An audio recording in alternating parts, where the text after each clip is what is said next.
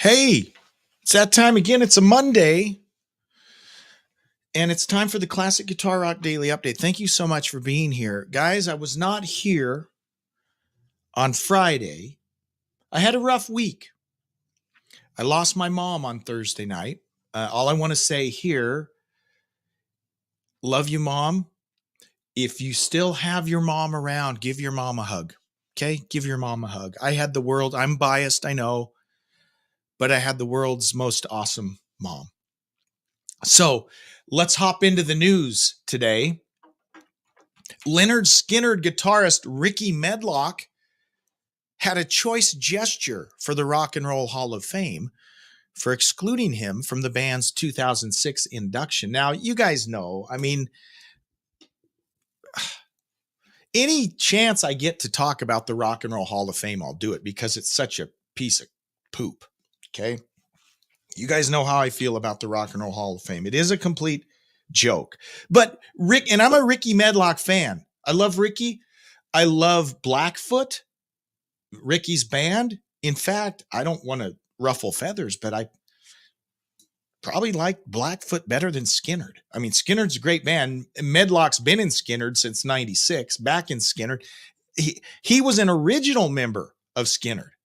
In the early days, Ricky Medlocke was actually their drummer. And he was in the band from 71 to 72. And then he went back. So he was in a band called Blackfoot, right? Left Blackfoot to kind of start Skynyrd and then went back to Blackfoot. But he was in Skynyrd, and his work does appear on some of the early Skynyrd albums and even some later versions of the albums. Well, when Skynyrd was inducted in 2006, Medlocke was not inducted. So he was not inducted. And this is the complicated, this is the gray area where bands sometime out of necessity have to replace original members, or classic lineup is what they say usually. So that's kind of a subjective term, the classic lineup. And the Hall did not consider him part of the classic lineup. So other examples, Journey. Steve Perry is not an original member of Journey, but he's clearly part of the classic lineup. Tommy Shaw. Oh, wait, Styx isn't even in the Hall yet. Makes my case that the Hall of Fame is a big piece of poop. But if Styx is ever inducted into the Hall of Fame, Tommy Shaw, not an original member. And yet he's absolutely part of the classic lineup. So you get this gray area, classic lineup. You can't necessarily say original because Medlocke was an original member, but apparently he wasn't part of the original lineup. So Ricky says the thing that was kind of a blow to me was that I didn't get invited, or I didn't get inducted into the Rock and Roll Hall of Fame with the band. The Rock and Roll Hall of Fame stated that I have not had any link, or that I wasn't significant to the career, and it didn't want me being inducted with them. Here's what I say to them. And then he gave them a one finger salute, which I wholeheartedly can get behind. He says, quote, I mean, I'm watching them induct people that I go, what? Are you kidding me? Right? Half the people that are inducted probably shouldn't be inducted. But you know what? He continues, that's okay. It is what it is. My Rock and Roll Hall of Fame is the fans out there and the music that I play and the band that I play in, Lynyrd Skynyrd, and my own stuff. One last thing he says, I got inducted. He is Lakota Sioux and Cherokee. So he has some Lakota Sioux and Cherokee ancestry. He says, I got inducted to the Native American Music Hall of Fame. And my speech was, I stood up at the podium and I looked around and I went, wow, this is way better than any damn Rock and Roll Hall of Fame induction could be. And you know what? He's exactly right. He's exactly right. Greg, thank you, my friend. Thank you. Also, Talkzilla, thank you so much. Any of you, and many of you have lost a parent.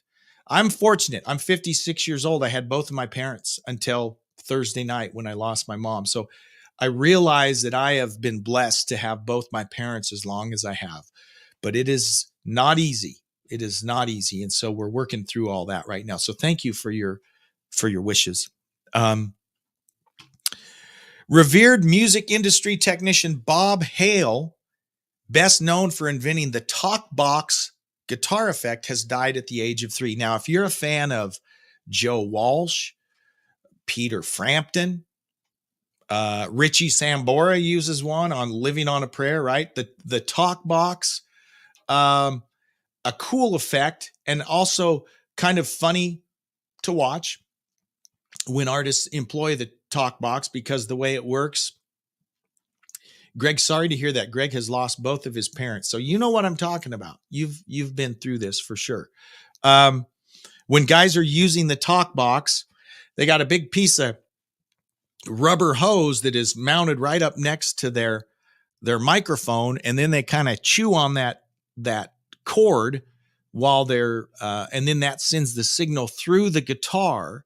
And so it's basically the breathing pattern manipulates the sound through the guitar's pickup, so you get that wow wow wow wow wow wow wow wow wow wow wow wow wow. Yeah, the talk box is all over Frampton Comes Alive, right?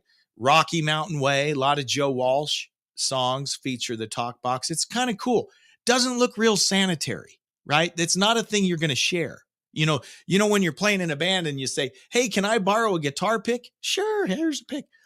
You're never going to let anyone borrow your talk box. No, that would not be good. But Bob Heil was 83 years old, and he passed away after a battle with cancer. And also related to this, just more bad news today. Blackberry Smoke drummer Britt Turner died yesterday after a battle with glioblastoma, which is a brain cancer. He was only 57 years old. That's when it starts hitting close to home, right? When someone around your age passes away. So our condolences to the family of Bob Hale, and also to the family of Britt Turner and the Blackberry Smoke guys. Our condolences and our thoughts and prayers are with them. Blackberry Smoke announced on social media yesterday, "It is with the deepest sorrow that we inform everyone that our brother Britt Turner has moved on from this life. If you had the privilege of knowing Britt on any level, you know he was the most caring, empathetic, driven, and endearing person one could ever hope to meet. Britt was Blackberry Smoke's true north, the compass that instituted the ideology that will continue to guide this band." Journey news. Journey drummer Dean Castronovo has given insight on the recent turmoil within the band, noting how difficult it was to observe the discourse between Neal Schon and Jonathan Cain. So we've talked about this a lot. Neal and Jonathan airing their dirty laundry in public. Guys, don't do that. Okay, back in the good old days in the 70s and 80s before social media, we just assumed our bands all loved each other, right? Until, sometimes there was musical differences and all of a sudden they weren't in the band. But now we hear every nuance of every argument that happens in a band, and we don't like it because we don't want to have to choose sides. Well, guess what? It's tough on other members of the band too. Dean Castronovo said that the drama between Schon and Cain stemmed from millions of dollars charged to a company credit card. And these guys took shots at each other over it. Dean says, "Everybody was separate, and it was hard for me to see guys that I've known since 1989 not talking. It used to drive me insane. I remember one time I said to both of them, 'Guys, you don't know what it's like to lose it all. I lost it all. God, it's horrible. You don't want to lose it.'" Well, the good news is they've kind of worked out their differences. They're on a successful tour now, and seem to be doing much better. Dean says those guys have been together for 45 years, 40 years, something like that. That's a long time to have some petty arguments, but they worked it out. That's awesome. That's what we like to hear. During a February 25th Q&A session aboard the Rock Legends Cruise 11, Rock Legends. So there are all of these classic rock cruises, and I've looked into some. They ain't cheap. Maybe someday I'll go. Yeah, I could have a telethon and raise some money. They ain't cheap. But Bret Michaels of Poison plans to regroup for more shows after the success of the last big tour they did back in 2022. Now, Poison was the surprise bright spot in that stadium tour. We had Def Leppard. Def Leppard has always been, I know lots of people think of Def Leppard as a pop band or whatever, but Def Leppard is a great live band. Okay. They're like Cheap Trick. They rock a lot harder live than on album. And even their albums are great. I mean, the Def Leppard High and Dry album is in like my top 5 albums of all. It's a great album. They were a great band. But you know, they kind of went in they wanted some girls to listen to them, right? So they kind of went in a little different direction. You can't fault guys for that. They want girls to listen. But they're a great live band. If you go see them live, they're great. And I'm going to go see them. I've already bought tickets. I'm going to see them in September, right? Well, Poison, remember they did this tour. It's supposed to happen in 20, and then the pandemic happened. And anyways, it didn't happen until 2022. But it was Def Leppard, Motley Crue, Poison, Joan Jett. Everyone loved Poison. Poison did a great job. They sounded great. CeCe DeVille, holy crap. He's taking guitar lessons in the last 30 years because the dude was just rocking. But they were really good. Everyone was surprised. Motley Crue, well, they were what everyone expected, right? But Poison did so well, they're doing it again. So they're going to do a part of another big tour in 2025. I don't know if that's going to be with Motley Crue again, with Def Leppard, but they're excited about it. Bret said, we've known each other since we've been in. Oh, and by the way, all the original members of Poison. Maybe one of the only bands of that era that actually can do it with all of the originals. We've known each other since we've been in junior high school. I wouldn't be here without Bobby or Ricky or CeCe. And then as you go along, we've been together a long time, still great friends. If anyone saw the stadium tour, that was a party. And when you're out there with the Def Leppard and Motley and Joan, you're talking A+ awesomeness. And we just came out and brought it. And they did. And you see the footage from that tour. Poison did a really good job. But back in the day, you know, everyone thought Motley Crue was the legit rock band and Poison was kind of, you know, wimpy, soft hair metal, but they kicked the crap out of Motley Crue on that tour. They're going to go do it again. So we'll see how that rolls. All right. An email. This is from one of our favorite listeners, Mr. Kuza, joining us from Russia. Thank you so much, Mr. Kuza. He's got this is a philosophical, we could talk for an hour about this question, but I'm going to throw that out there. And here's what I would love. I would love for you to chime in via email. Send me an email, classicguitarrock@mail.com, and let me know your thoughts on this question. Here it is. Hi, Jeremy. First of all, I wish you to heal your throat as soon as possible. He heard my last broadcast on Thursday. Thursday was not a good day. I was sick all day. And then my mom died that day. I mean, a bad day all around.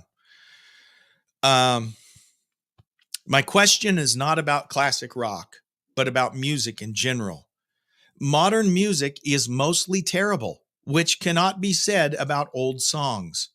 And at the same time, I understand perfectly well that there have always been bad songs, but they just haven't passed the test of time.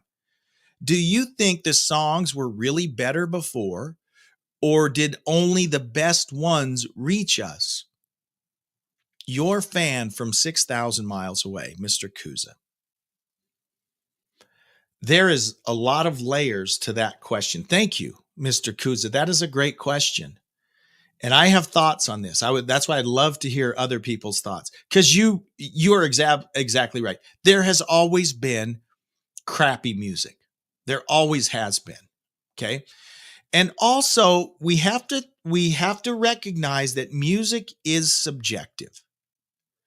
There is music that I love and think is awesome that, like, my parents, for example, do not dig at all, right? My kids listen to music that they like that I think is garbage. So there's always going to be some subjectivity to there. So that makes it kind of tough.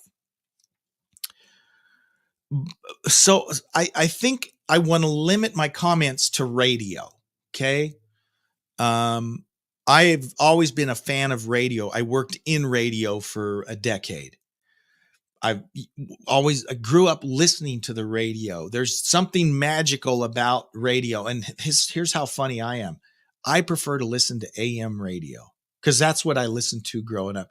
And if I can find music on an AM station, I listen on the AM station, even though it sounds way better on FM. How weird is that? But I love radio.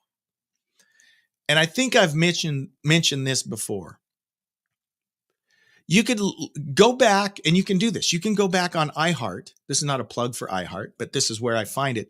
You can go on iHeart and listen to full episodes of Casey Kasem's Top 40 Countdown. That is a masterclass, particularly in the 70s, right? It got a little more formatted into the 80s. But you would hear weekly on the Top 40, you would hear soul songs, all on the same station, right? Soul songs, soft rock songs, some country crossover songs, some hard rock songs, okay? R&B. I mean, you would get a cross section of music. And yeah, some of it was bad, and some of it we've never heard again. It didn't stand the test of time, right? Radio today, I'm a student of radio. Radio today, and to be honest, I can really only comment with any type of credibility on country, and that's only because pop music is so bad, I don't listen to it. And I know immediately that might disqualify me because I already sound like the old guy yelling at you to stay off his lawn, right? Immediately, I get that. I can't listen to it. It's crap. Country music, also crap. But, country music is like, pop music is 99% crap. Country music is probably 90% crap. Okay. But it's the same crap. And what I hear in country music, especially, is there's a formula. Let's get out our template and write our country song. Okay. We need to come up with common, cliches, common cliche things that people use as an expression. Let's come up with an expression we can use. Okay, let's get in something about drinking. We're gonna have a little rap part in the beginning. We're gonna have some electronic ambient music, but as long as we sing it with a drawl, it'll be okay. All right, it's crap. Okay, there's a Nashville formula that pop country sucks. Pop music, same thing, right? It's the same thing. So that's a long-winded answer to your question. Yes, songs were better back then. They were better. I mean, that's the thing. At the risk of sounding like an old fuddy-duddy, but I stand by that. Music was better. Rock was better. Modern rock, it's noise. Okay. There are exceptions, I know, but so much of the modern rock, there's very little harmony or melody. It's screamo crap. I don't want that. I don't want drums that sound like jackhammers. I don't. And let's take a hit. Let's take a song that's a hit today. Will we still be listening to it 40 years from now? Maybe some of them we will. But I mean, you can still hear great Fleetwood Mac songs today. They still get played. Okay. A Foreigner song, a great classic rock song. I mean, they still get played. So 60s, we still hear Beatles songs because they're great songs. Now, there might be some that are coming out today that will stand the test of time? I'm not familiar with them if there are. So that's on me, right? I probably need to do my own research a little bit better. But if you're asking me the question, do you think the songs were really better 30 or 40 years ago? My answer is yes. I think they were better songs. I think there was less focus on a formula. We got to follow this formula to write a hit. Okay, let's get this drum sound. We want to sound, here was a hit, so let's make a song that sounds just like. There's way more cookie cutter going on. And perhaps Nashville's even the worst about it now, as far as there being cookie cutter stuff. Yes, there are exceptions. I know everyone's going to tell me, well, you need to listen to, there's still good. Yes, obviously there's still some good music that comes out. I'm talking about in a general way, country music sucks and modern pop music sucks. Bluegrass Blue 22, thank you for chiming in. One of my local stations plays the American Top 40 on Saturday mornings. Wonderful memories of our youth. I love it. I'll go back and let's listen to one from 1978. And I love it. I love it. And to my point, you hear such a broad cross section on that. And it's not the same today. Sorry, it's not. Yes, our music was better. That's the way it was. Well, Mr. Kuza, thanks for getting me all fired up about that, but great question. I'd love to hear from all of you. So shoot me an email, classicguitarrock@mail.com. And guys, thank you so much for I've heard from a few of you actually since losing my mom, and it's meant a lot to me. And I appreciate you listening. I appreciate you listening to the podcast, following us on X, on YouTube, on Facebook, wherever you are. Continue to do that. Thank you so much. We'll do it all again tomorrow. Take care. Live long and prosper.